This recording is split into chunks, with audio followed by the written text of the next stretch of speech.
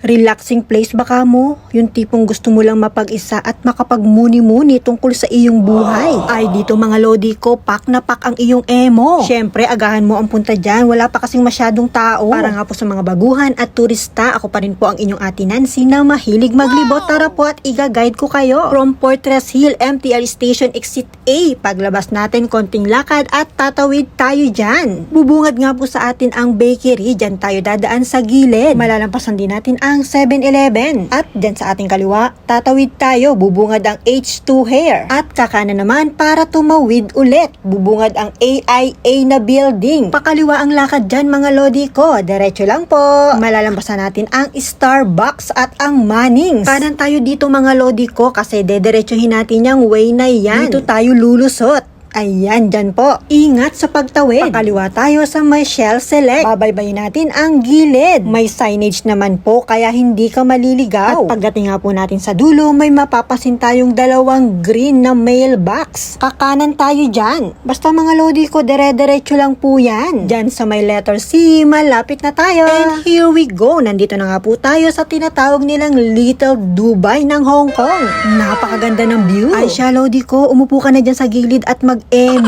Basta enjoy ka lang lagi sa bawat gala mo. Thank you so much for watching. Bye!